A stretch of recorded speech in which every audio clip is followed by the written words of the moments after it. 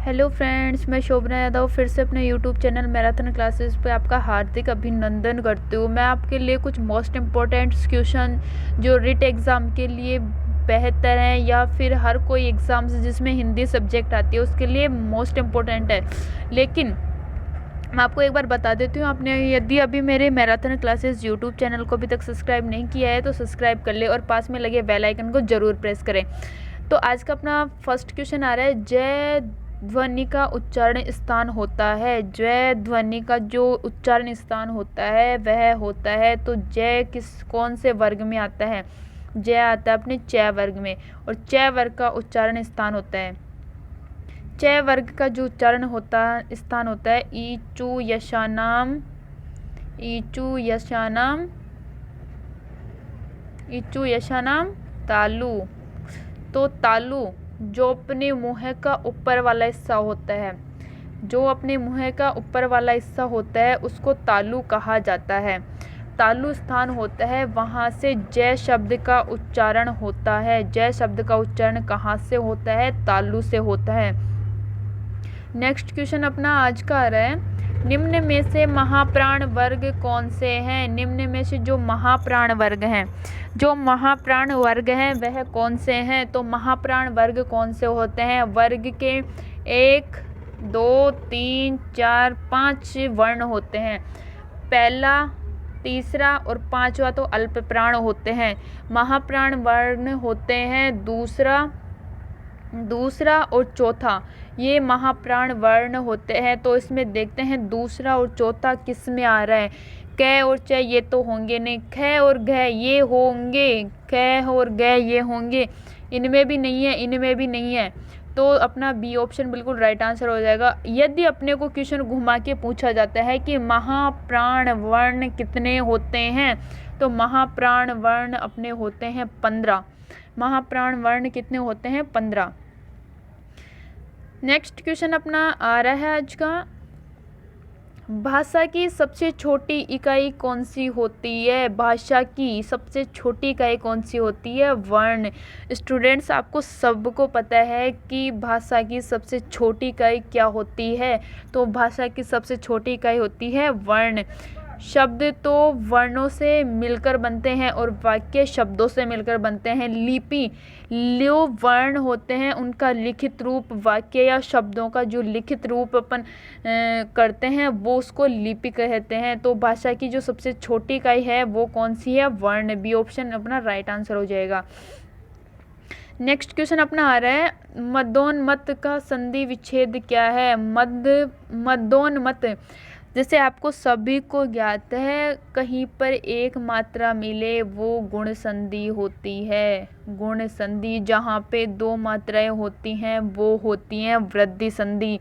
तो यहाँ पे अपने को शोर दिख रहा है मदोन्मत्त। अपने को नियम से याद करने हैं कि को प्रथम पद के अंत में कौन सा वर्ण होना चाहिए और द्वितीय पद के जो प्रथम में कौन सा वर्ण होना चाहिए।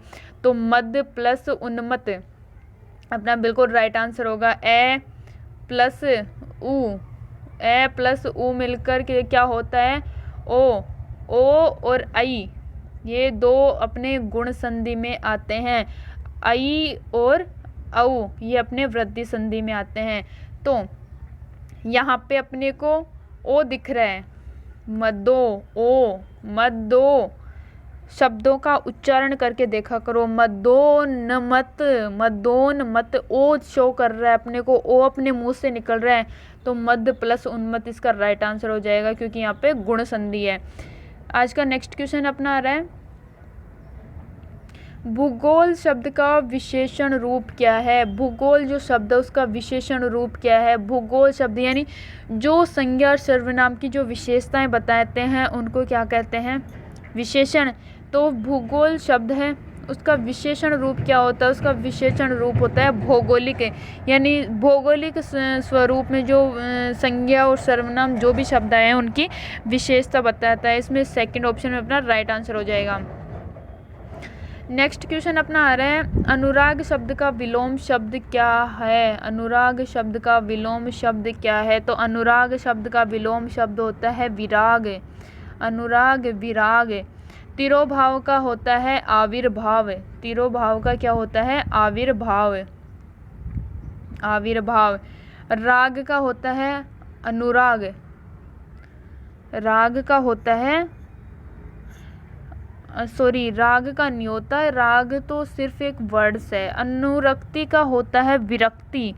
राग का भी अनुराग होगा। राग का जो शब्द है उसको अनुराग कहा जाता है। राग का अनुराग होता, लेकिन अनुरक्ति का होता है विरक्ति। अनुरक्ति का क्या होता है? विरक्ति। तो इसमें अपना नेक्स्ट जो राइट आंसर हो जाएगा बी ऑप्शन, विराग। नेक्स्ट क्वेश्चन अपना आ रहा है, निम्न में से नायिका का संधि है। नायिका शब्द में संधि कौन सी है? नायिका, इका, नायिका, इका आ रहा है बीच में। इका किस में आता है? इका किस में आता है? इका आता है अयादी संधि में। अयादी संधि में क्या होता है? इसका संधि विच्छेद होगा। इसका संधि विच्छेद होगा। जो नायिका शब्द है इसका संधि विच्छेद क्या होगा? नई प्लस इका, नायिका बनता है। तो नई इका, इका नायिका, नायिका बन रहा है, तो नायिका शब्द अयादी संधि में बनता है।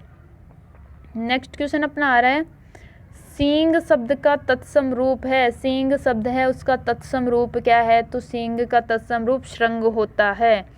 नेक्स्ट क्वेश्चन अपना आ रहा है, ये रिपीट हो गया। सींग शब्द का तत्सम रूप श्रृंग होता है। रसनेन्द्रिय, रसनेन्द्रिय शब्द का संधि विच्छेद है। रसनेन्द्रिय शब्द का जो संधि विच्छेद होता है वह क्या होता है? रसनेन्द्रिय शब्द का जो संधि विच्छेद होता है वह होता है रसना प्लस इंद्रिय। रसना प्लस इंद्रिय। ए आ रहा है, ए आ रहा है गुण में। रसने, रसने ए गुण संधि और हो रही है यहाँ पे, तो रसनेन्द्रिय का क्या होगा? आ प्लस ई बराबर ए होता है। तो रसनेन्द्रिय प्लस, इसमें ए ऑप्शन बिल्कुल राइट आंसर हो जाएगा। नेक्स्ट क्वेश्चन अपना आ रहा है, निर्देश। लिखे हुए वाक्य के लिए एक शब्द बताइए। अयोग्य होते हुए भी अभिमान करना। अयोग्य होते हुए भी अभिमान करना वाक्यांश के लिए एक शब्द है। वाक्यांश के लिए एक शब्द अपने को पूछ रहा है कि वाक्यांश के लिए एक शब्द है अयोग्य होते हुए भी अभिमान करना, तो ये होता है दंभ। क्या होता है? दंभ। क्योंकि अयोग्य होते हुए भी अभिमान कर रहा है। योग्य होता तो अहंकार होता। अगर वो किसी चीज़ में योग्य होता तो अहंकार होता, लेकिन अगर वो अयोग्य है और फिर भी अभिमान कर रहा है तो वो होता है दंभ, यानी आडंबर। आडंबर, दंभ को क्या बोल सकते हैं? आडंबर। आडंबर भी इसको कहा जा सकता है। नेक्स्ट क्वेश्चन आज का आ रहा है, निम्नलिखित में से दिए गए शब्द का पर्यायवाची शब्द। कपड़े का चिर होगा, शिरोधरा होगा, केश होगा, श्रुतिपुट होगा। क्या होगा? केश तो बालों का होता है। शिरोधरा शायद मुकुट का होता है। चिर कपड़ा, चिर यानी क्या होता है? कपड़ा। कपड़े का राइट आंसर हो जाएगा ए। कपड़े के और भी होते हैं, वसन होता है, अंशु होता है, परपट होता है, परपट बहुत से होते हैं, तो इसमें अपना राइट आंसर हो जाएगा ए ऑप्शन। नेक्स्ट क्वेश्चन अपना रहा है, भाषा का अर्थ है। भाषा का अर्थ क्या होता है? मन के भाव संकेत द्वारा प्रकट करना, मन के भाव केवल बोलकर प्रकट करना, मन के भाव केवल लिखकर प्रकट करना, मन के भाव बोलकर एवं लिखकर प्रकट करना। तो भाषा का अर्थ क्या होता है? मन के भाव बोलकर प्रकट करना, मन के भाव केवल लिखकर प्रकट करना? नहीं, मन के भाव बोलकर ही होगा भाषा का अर्थ। बी ऑप्शन होगा इसमें। बी ऑप्शन अपना बिल्कुल राइट आंसर हो जाएगा कि मन के भाव बोलकर प्रकट किए जाते हैं। नेक्स्ट क्वेश्चन अपना आ रहा है आज का, निर्देश दे रहे हैं, निम्नलिखित में से दिए गए शब्द का पर्यायवाची शब्द का चयन करें। पर्यायवाची शब्द चिर शब्द इसका पर्यायवाची शब्द, कपड़े का चिर शब्द पर्यायवाची शब्द होगा। निम्नलिखित में से दिए गए शब्द का विलोम शब्द का चयन कीजिए। आवरण शब्द है, इसका विलोम शब्द क्या होगा? निरावरण। आवरण यानी क्या होता है? पर्दा। आवरण का सामान्य तौर पर अगर अपन अर्थ लेते हैं तो क्या होता है, पर्दा। निरावरण यानी बिना पर्दे के। निरावरण का क्या अर्थ होता है, बिना पर्दे के। जैसे अभी अपन देखें, पहले महिलाएं आवरण में चलती थी, पहले महिलाएं आवरण में रहती थी, लेकिन आजकल महिलाएं निरावरण में रहती हैं। आवरण, निरावरण का मतलब बिना पर्दे की, बिना घूंघट के, तो वो होता है आवरण और निरावरण का सामान्य तौर पर देखा जाए तो इसका राइट आंसर होगा निरावरण। नेक्स्ट क्वेश्चन अपना आ रहा है, ईश्वर तुम्हें सफलता प्रदान करे, यह वाक्य है। ईश्वर तुम्हें सफलता प्रदान करे, यह वाक्य है। तो सफलता प्रदान करे क्या करे, क्या की जा रही है, इच्छा की जा रही है, इच्छा की जा रही है, इच्छा की जा रही है, तो इच्छावाचक क्या होगा, वाक्य होगा। विस्मयादि बोधक जो वाक्य होते हैं उनमें विस्मयादि जो चिन्ह होते हैं उनका प्रयोग होता है। संकेतवाचक जो वाक्य होते हैं उनमें संकेत दिए जाते हैं, तो इसमें अपना राइट आंसर हो जाएगा इच्छावाचक वाक्य। नेक्स्ट क्वेश्चन अपना आ रहा है, तोता डाली पर बैठा है, तोता डाली पर बैठा है, इसमें कौन सा कारक है। तोता डाली पर बैठा है, तोता बैठा है, इसका आधार क्या है, डाली। तोते का आधार क्या है, डाली, तो यह होगा अधिकरण कारक, यानी इसका आधार क्या होता है वो मैन उसका वो करता है।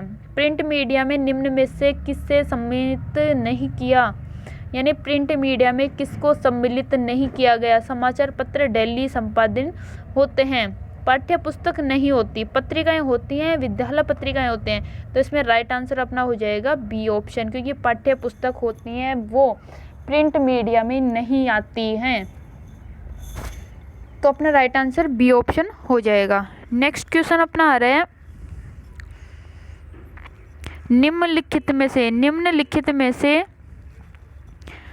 कौन सा वाद विवाद विधि का घटक नहीं है। वाद विवाद विधि, क्रियाशैली में परिवर्तन, आलोचनात्मक सजगता, दृश्य श्रव्य सामग्री का प्रयोग, विद्यार्थी संभागिता में वृद्धि। जो वाद विवाद विधि का घटक नहीं है वह क्या है, तो वह जो वाद विवाद विधि के घटक में नहीं आता तो वह होता है दृश्य श्रव्य सामग्री। वाद विवाद में कभी भी दृश्य श्रव्य सामग्री का प्रयोग नहीं किया जाता है। क्रियाशैली में परिवर्तन होता है, आलोचनात्मक सजगता होती है, विद्यार्थी संभागिता में वृद्धि होती है, लेकिन कभी भी दृश्य एवं श्रव्य सामग्रियों का प्रयोग नहीं किया जाता है। नेक्स्ट क्वेश्चन अपना आ रहा है, ईश्वर तुम्हें सफलता प्रदान करे, यह वाक्य है, तो यह वाक्य अपन ने शायद रिपीट कर दिया, यह वाक्य इच्छावाचक वाक्य होता है। नेक्स्ट क्वेश्चन अपना आ रहा है, निम्नलिखित में से वाद विवाद विधि का घटक, ये दृश्य श्रव्य सामग्री, ये भी रिपीट हो गया। जटिल अवधारणाओं पर विचारों को सुगम बनाने के लिए, जटिल अवधारणाओं एवं विचारों को सुगम बनाने के लिए शिक्षक किस विधि का प्रयोग करता है, यानी जो जटिल अवधारणाएं हैं, जो कठिन अवधारणाएं हैं या विचार हैं, उनको सरल और अच्छे तरीके से समझाने के लिए जो अध्यापक है वो किस विधि का प्रयोग करता है। वाक्य विधि का नहीं, प्रस्तावना का नहीं, वाद विवाद का नहीं, यहाँ पे होता है दृष्टांत विधि का, क्योंकि दृष्टांत विधि में उनको दृश्य एवं श्रव्य सामग्रियाँ उपलब्ध करवा दी जाती हैं। नेक्स्ट क्वेश्चन अपना आ रहा है,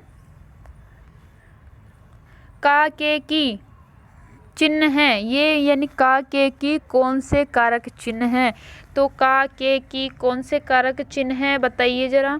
का के की किस में आते हैं, यानी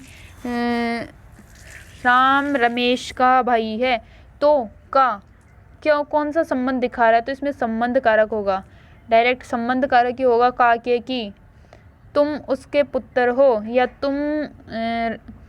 तुम कमल के पुत्र हो, तो का के की शो कर रहा है, तो ये संबंध कारक होता है।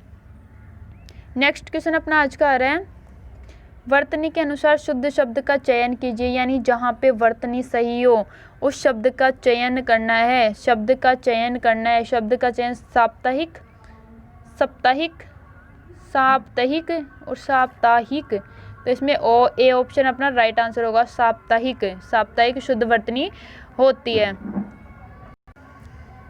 शिक्षक किस विधि का प्रयोग करता है? शिक्षक किस विधि का प्रयोग करता है?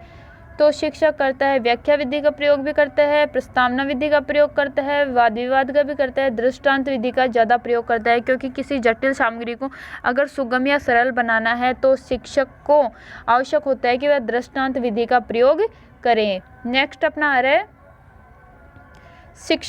एक शिक्षक की शिक्षण अधिगम प्रक्रिया की पूर्णता को सुनिश्चित करने के लिए क्या करना चाहिए? एक शिक्षक की शिक्षण अधिगम जो प्रक्रिया है इसको पूर्णता सुनिश्चित करने के लिए क्या करना चाहिए? तो उसको करना चाहिए छात्रों की समस्याओं का समाधान करना चाहिए। जी बिल्कुल करना चाहिए। छात्रों के उपयुक्त प्रश्न पूछने चाहिए। ये भी बिल्कुल राइट आंसर होगा। छात्रों के विचार एवं धारणा को ध्यानपूर्वक सुनना चाहिए।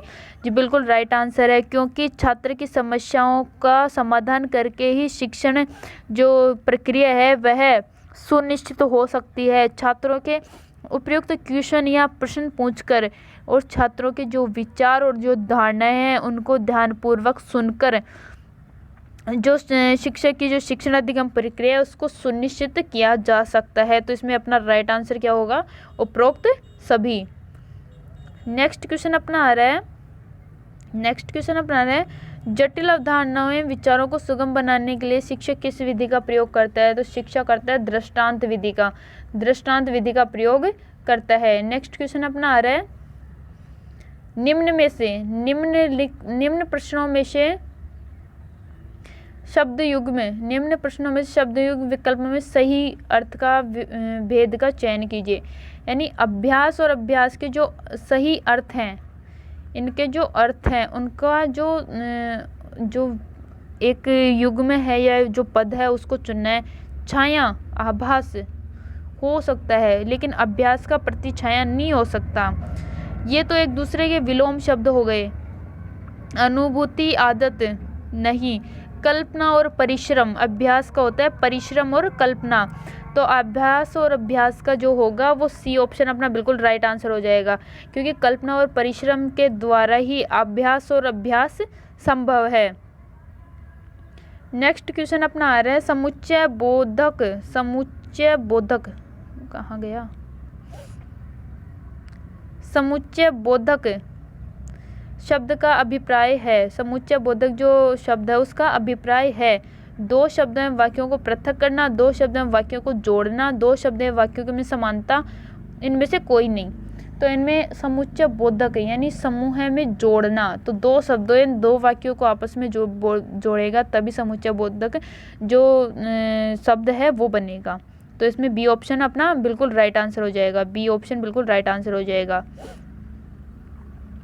आज का लास्ट क्वेश्चन अपना आ रहा है सर्वनाम वे शब्द हैं जिनका प्रयोग सर्वनाम का प्रयोग कहाँ पर होता है? संज्ञा के स्थान पर होता है, विशेषण के स्थान पर होता है, क्रिया के स्थान पर, या इनमें से कोई नहीं।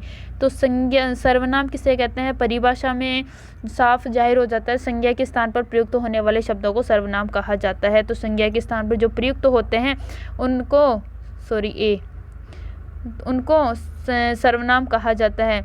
मैं फिर से आपको एक बार रिपीट कर देती हूँ। ऑल टीचिंग एग्ज़ाम्स के लिए या फिर अदर कंपटीशन एग्ज़ाम्स के लिए अगर आप प्रिपरेशन कर रहे हैं तो मेरे new YouTube channel marathon classes को ज़रूर सब्सक्राइब करें, लाइक करें, शेयर करें, कमेंट करें। और आपको नए नए क्वेश्चंस के जिस बेस पे एग्जामिनेशन में जो क्वेश्चन पूछे जाते हैं उस बेस पे आपको नए नए क्वेश्चंस मिलेंगे। इससे अदर आपको बाहर कुछ पढ़ने की ज़रूरत नहीं पड़ेगी। सो स्टूडेंट्स प्लीज़ मेरे यूट्यूब चैनल को ज़रूर सब्सक्राइब करें, लाइक करें, शेयर करें और पास में लगे बेल आइकन को ज़रूर प्रेस करें ताकि मेरे जो नए वीडियोज़ की जो नोटिफिकेशन है वो सबसे पहले आपके पास पहुँच जाए।